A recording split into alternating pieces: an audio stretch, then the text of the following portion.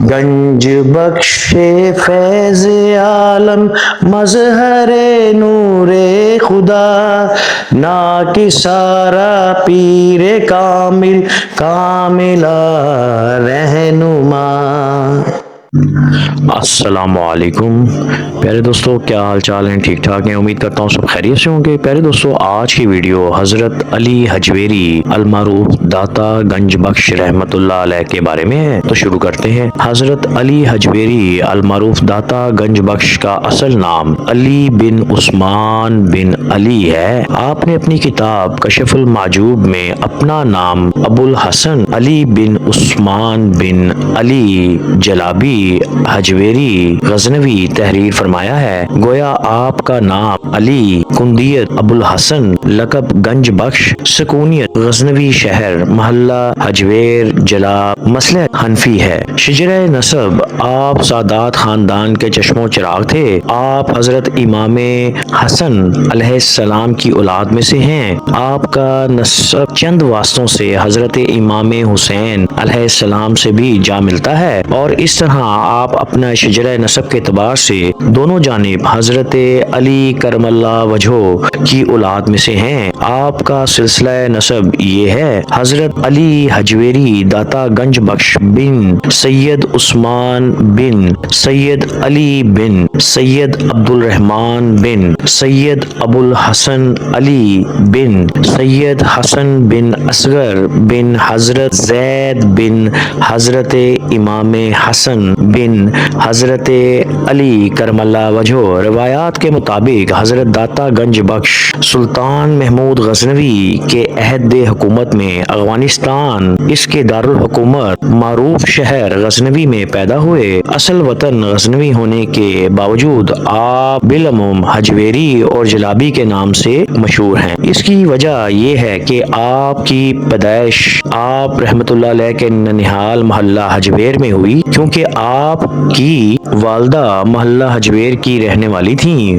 اور جب آپ کی ولادت ہوئی تو وہ اپنے والدین کے گھر مقیم تھیں۔ اس نسبت سے آپ حجویری کہلاتے ہیں۔ بعض مورخین کی رائے میں آپ کی ولادت ماہ ربیع الاول 373 ہجری میں ہوئی، جبکہ بعض مورخین آپ کی پیدائش کا سال 400 ہجری لکھتے ہیں۔ دیگر تذکرہ نگاروں نے آپ کی تاریخ ولادت 400 ہجری سے اتفاق کیا۔ زیادہ مشہور یہ ہے کہ آپ رحمت اللہ علیہ 400 ہجری بمطابق 1009 سن عیسوی کے قریب پیدا ہوئے۔ آپ کی وفات 25 ستمبر 1072 سن عیسوی لاہور میں 63 سال کی عمر میں ہوئی۔ آپ نے جس خاندان میں آنکھ کھولی اس کا شمار غزنوی کے ممتاز عالم اور فاضل گھرانوں میں کیا جاتا ہے۔ آپ کے نانا غزنوی کی سرکردہ شخصیات میں شمار کیے جاتے تھے، اور مالی اعتبار سے بھی ایک مضبوط اور مستحکم خاندان تصور کیا جاتا تھا۔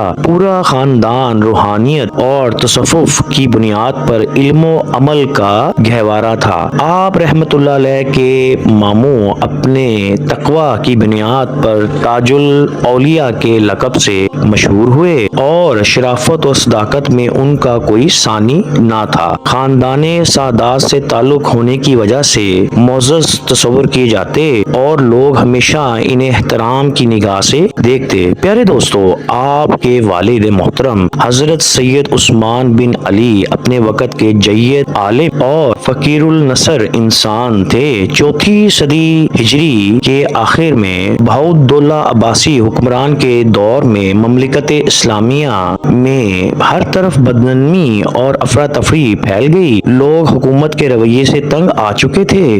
جان کے خطرے لاحق ہوئے تو حالات سے تنگ آ کر امن و امان کی تلاش میں اپنے وطن سے نکل کر سید عثمان بن علی غزنوی میں آ کر آباد ہو گئے۔ آپ پہلے شخص تھے جو غزنوی میں آ کر آباد ہوئے۔ آپ رحمت اللہ علیہ کے والد چونکہ غزنوی میں نئے تھے، اس لیے ابتدا میں آپ کو کچھ مالی مشکلات کا سامنا بھی کرنا پڑا۔ بہرحال سید عثمان نے اپنی مشکلات پر جلد ہی قابو پا لیا، اپنی خودداد صلاحیتوں کو بروئے کار لاتے ہوئے غزنوی کے محلہ جلاب میں آباد ہو گئے۔ آپ پہلے شخص تھے جو غزنوی میں آ کر آباد ہوئے۔ آپ رحمت اللہ علیہ کے والد چونکہ غزنوی میں نئے تھے، اس لیے ابتدا میں آپ کو کچھ مالی مشکلات کا سامنا بھی کرنا پڑا۔ بہرحال سید عثمان نے اپنی مشکلات پر جلد ہی قابو پا لیا، اپنی خودداد صلاحیتوں کو بروئے کار لاتے ہوئے غزنوی کے محلہ جلاب میں آباد ہو گئے۔ آپ چونکہ عالم تھے، اس لیے فارغ وقت میں دینی اور علمی خدمات میں مصروف رہتے۔ آپ نے ساری عمر رزق حلال کمایا اور اسی سے اپنے اور اپنے اہل و عیال کی کفالت کی۔ آپ میں تمام خوبیاں اور کمالات موجود تھے جو ایک متقی، پرہیزگار، زاہد اور عابد شخص کی شخصیت کا اثاثہ ہے۔ آپ کا وصال غزنوی میں ہوا اور یہیں پر مدفن ہیں۔ آپ کی والدہ ماجدہ ایک نیک سیرت، دیانتدار اور پاکیزہ خاتون تھیں۔ اپنی شرافت اور دیانتداری کی وجہ سے پورے خاندان میں نہایت عزت اور احترام کی نگاہ سے دیکھی جاتی تھیں۔ آپ انتہائی خوش اخلاق خاتون تھیں، لوگوں سے ہمیشہ محبت اور ہمدردی کا سلوک رواں رکھتیں، سلیقہ شار ہونے کے ساتھ ساتھ بہت مہمان نواز بھی تھیں۔ آپ کی شادی سید عثمان بن علی سے ہوئی اور حضرت داتا گنج بخش رحمت اللہ علیہ آپ کی اکلوتی اولاد تھیں۔ آپ ایک شفیق ماں تھیں۔ آپ کا وصال غزنوی میں ہوا اور آپ کو آپ کے بھائی تاج الاولیاء کے مزار کے قریب دفن کیا گیا۔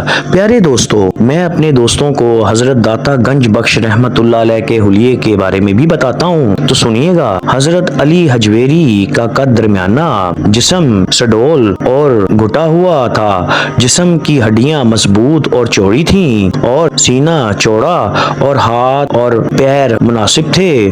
چہرہ نہ زیادہ گول نہ لمبا، رنگ سرخ اور سفید چمکدار تھا، جبینیں کشادہ اور بال سیاہ گھنے تھے اور بڑی غلافی آنکھوں تھیں، گھنی ابرو تھی، ناک مناسب، ہونٹ درمیانے اور رخسار بھرے ہوئے تھے، داڑھی مبارک گھنی تھی، مضبوط اور چوڑے شانوں پر اٹھی ہوئی گردن تھی۔ آپ رحمت اللہ علیہ ایک جاذب نظر اور پرکشش شخصیت کے مالک تھے۔ حضرت علی حجویری رحمت اللہ علیہ نے دینی اور علمی گھرانے میں آنکھ کھولی۔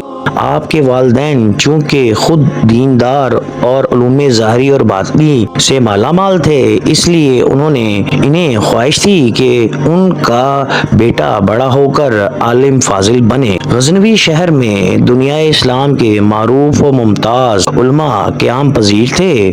غزنوی ان دنوں علم اور ادب کا گہوارہ تھا۔ شہر میں کئی مدرسے تھے جن میں تعلیم و تربیت کا بہترین انتظام تھا۔ یہی وجہ تھی کہ دور دراز سے طالب علم حصول علم کے لیے غزنوی آتے اور اس وقت مساجد میں دینی مدرسے بھی کافی موجود تھے اور علم کے متلاشی اور پیاسے یہاں پر آ کر اپنی پیاس بجھاتے، قرآن و حدیث کی تعلیم سے سحریاب ہوتے۔ مختصراً یہ کہ غزنوی کا ماحول خالص اور علمی تھا۔ خاص طلباء کے لیے وہاں ہر طرح کی تعلیمی سہولیات میسر تھیں۔ آپ کے گھر کا ماحول بہت پاکیزہ اور روحانی تھا۔ یہی گھریلو ماحول کا اثر تھا کہ آپ نے بچپن ہی سے نماز کی پابندی شروع کر دی۔ آپ کے مزاج میں بچپن ہی سے سنجیدگی اور سادگی تھی، اس لیے آپ نے بچپن میں عام بچوں کی طرح کھیل کود میں بالکل دلچسپی نہ کی۔ نیک سیرت والدین کی تربیت نے آپ کے اخلاق کو شروع ہی سے پاکیزگی کے سانچے میں ڈالا تھا۔ آپ نے ابتدائی عمر میں بڑی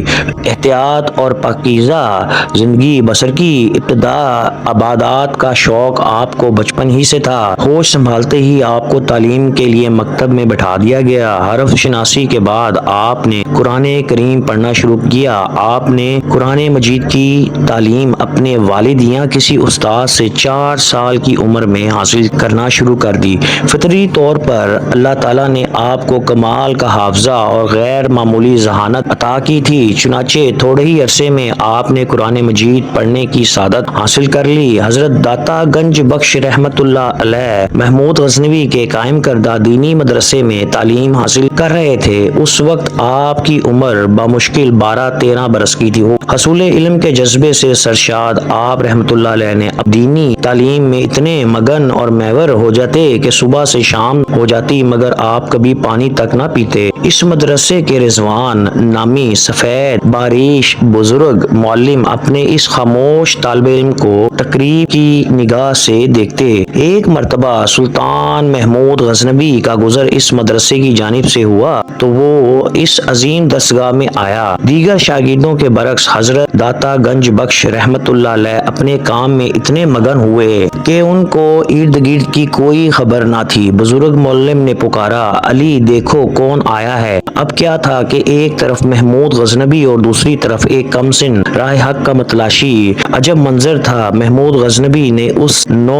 عمر طالب علم کی تجلیات کی تاب نہ لاتے ہوئے فوراً نظریں جھکا دیں اور معلم سے کہا کہ واللہ یہ بچہ اللہ کی طرف راغب ہے، بے شک ایسے طالب علم اس مدرسے کی زینت ہیں۔ فاتح سومناتھ سلطان محمود غزنوی جس کے نام سے ہندوستان کے بڑے بڑے راجے مہاراجے تھر تھر کانپتے تھے اور جس کی تلوار سے سارا ہندوستان لرز اٹھا، وہ ایک کمسن طالب علم کی تجلی کی تاب نہ لاتے ہوئے اس کے سامنے سرنگو ہو گیا۔ قرآن مجید کی ابتدائی تعلیم حاصل کرنے کے بعد حضرت علی حجویری رحمت اللہ علیہ غزنوی کے مختلف مدرسوں سے اس دور کے مورجہ علوم یعنی عربی اور فارسی کی تعلیم حاصل کی۔ اس کے بعد علم فقہ اور علم حدیث و تفسیر، علم فلسفہ پر عبور حاصل کیا۔ یوں آپ رحمت اللہ علیہ کو ابتدائی میں علم شریعت میں پوری طرح مہارت حاصل ہو گئی۔ اس کے بعد مختلف شہروں کا سفر شروع کر کے علم ظاہری اور باطنی کی صحیح جاری رکھی اور علمی پیچیدگیاں کو مکمل کرتے رہے۔ آپ نے مختلف اساتذہ اور مشائخ سے فیض حاصل کیا۔ حضرت علی حجویری جب ظاہری اور دینی علوم مکمل کر چکے تو ان کے دل میں ترقیہ نفس کے لیے طریقت پر گامزن ہونے کا شوق پیدا ہوا۔ آپ رحمت اللہ علیہ کے زمانے میں شیخ ابو الفضل محمد بن حسن ختلی کو شیخ کامل اور ولایت کا بلند درجہ حاصل تھا۔ علوم ظاہری اور باطنی میں ان کا کوئی ہم پلہ نہیں تھا۔ اپنے ہم عصر بزرگوں میں انہیں بلند مقام حاصل تھا۔ حضرت داتا گنج بخش جس زمانے میں سیر و سیاحت میں مشغول تھے، ایک دفعہ سفر شام میں جب وہ ملک شام پہنچے تو وہاں آپ کی ملاقات حضرت شیخ ابو الفضل محمد بن حسن ختلی رحمت اللہ علیہ سے ہوئی۔ آپ رحمت اللہ علیہ نے ان کی عالمانہ اور عارفانہ گفتگو سے اتنے متاثر ہوئے کہ ان کے دستے مبارک پر بیعت کر لی۔ دوسری طرف حضرت ابو الفضل ختلی نے بھی آپ کی پیشانی پر ولایت کا نور نگاہوں سے دیکھا۔ آپ راہ سلوک کی طالب میں سلسلہ جنیدیہ سے منسلک ہو گئے اور روحانی فیض اور برکات آپ رحمت اللہ علیہ نے اپنے مرشد سے حاصل کیا اور اپنی کتاب کشف المحجوب میں مختلف مقامات پر اس کا اظہار بھی کیا۔ میں اپنے دوستوں کو بتاتا چلوں کہ آپ رحمت اللہ علیہ نے کشف محجوب کے علاوہ 6 کتابیں مزید لکھیں۔ پیارے دوستو، میں اپنے دوستوں کو ایک واقعہ آپ سرکار کا بھی سناتا ہوں۔ اپنی تلاش اور جستجو کے زمانے کا ایک واقعہ بیان کرتے ہوئے فرماتے ہیں کہ ایک دفعہ مجھے ایک مشکل پیش آئی۔ اس کے حل کے لیے میں نے بہت مجاہدے کیے مگر یہ مشکل حل نہ ہوئی۔ اس سے پہلے بھی مجھے ایک مشکل پیش آئی اور اس کے حل کے لیے میں نے حضرت شیخ ابو یزید کی قبر کی مجاوری اختیار کر کے اس پر غور و فکر کیا اور میری وہ مشکل وہاں حل ہو گئی۔ اب کہ میں نے پھر ایسا ہی کیا، برابر 3 ماہ تک اس کا مشاہدہ کرتا رہا۔ ہر روز 3 مرتبہ غسل کرتا اور 3 دفعہ وضو کرتا لیکن میری یہ مشکل حل نہ ہوئی۔ بالآخر میں نے خراسان جانے کا ارادہ کیا۔ راستے میں رات کے وقت ایک خانقاہ میں رات بسر کرنے کے لیے میں ٹھہرا۔ وہاں صوفیاؤں کی ایک جماعت بھی موجود تھی۔ میرے پاس اس وقت موٹے کھدڑ یعنی ٹاٹ کی ایک گدری اور وہی میں نے پہن رکھی تھی۔ ہاتھ میں ایک عصا اور کوزہ یعنی کہ لوٹا تھا۔ اس کے سوا اور کوئی سامان میرے پاس نہیں تھا۔ ان صوفیوں نے مجھے بہت حقارت کی نظر سے دیکھا اور اپنے خاص انداز میں ایک دوسرے سے کہا کہ یہ ہم میں سے نہیں، اور وہ اپنی اس بات میں سچے بھی تھے کیونکہ میں فی الوقت ان میں سے نہ تھا۔ میں تو مخصوص ایک مسافر کی حیثیت سے رات بسر کرنے کے لیے ان کے پاس پہنچ گیا، ورنہ ان کے طور طریقوں سے میرا کوئی سروکار نہ تھا۔ انہوں نے خانقاہ کے نیچے ایک کمرے میں مجھے بٹھا دیا اور ایک سوکھی روٹی اور وہ بھی سوکھی میرے آگے رکھ کر خود کھانے کے لیے اوپر چوبارے میں جا بیٹھے۔ جو کھانے وہ خود کھا رہے تھے ان کی خوشبو مجھے آ رہی تھی اور اس کے ساتھ جو چوبارے پر سے وہ طنزیہ انداز میں مجھ سے باتیں کرتے تھے۔ جب وہ کھانے سے فارغ ہوئے تو خربوزے لے کر بیٹھ گئے اور چھلکے مجھ پر پھینکتے رہے۔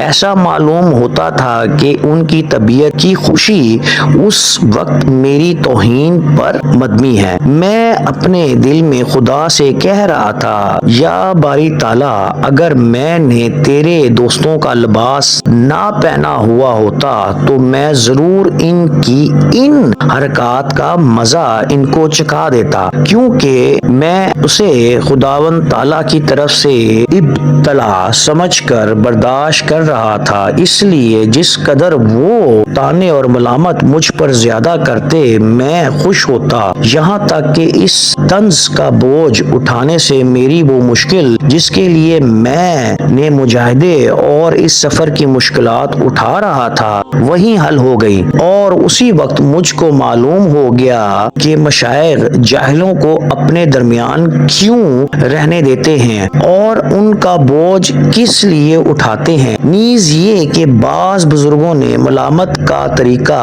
کیوں اختیار کیا۔ واقعہ یہ ہے کہ اس سے بعض اوقات وہ عقیدے حل ہو جاتے ہیں جو دوسرے طریقوں سے حل نہیں ہوتے۔ پیارے دوستو، آپ کا روزہ مبارک ناصر الدین مسعود کے بیٹے ظہیر الدین دولہ نے تعمیر کروایا۔ خانقاہ کا فرش اور ڈیوڑی جلال الدین اکبر بادشاہ نے 1555 سے 1605 کی تعمیر کروائی۔ خواجہ معین الدین اجمیری 1639 اور بابا فرید الدین گنج شکر نے قصبے فیض کے لیے آپ کے مزار پر چلہ کشی کی۔ پیارے دوستو، آپ کا عرس مبارک ہر سال اسلامی مہینہ صفر کی 18 سے 20 تاریخ تک منایا جاتا ہے۔ میرے دوستوں کو اگر یہ میری ویڈیو پسند آئے تو پیاری مہربانی دوستو میری ویڈیو کو لائک اینڈ شیئر کیجئے گا، اور آپ کا بھائی آپ کے کامنٹس کا انتظار کرے گا۔ اپنی دعاؤں میں یاد رکھیے گا۔ السلام علیکم ورحمۃ اللہ وبرکاتہ۔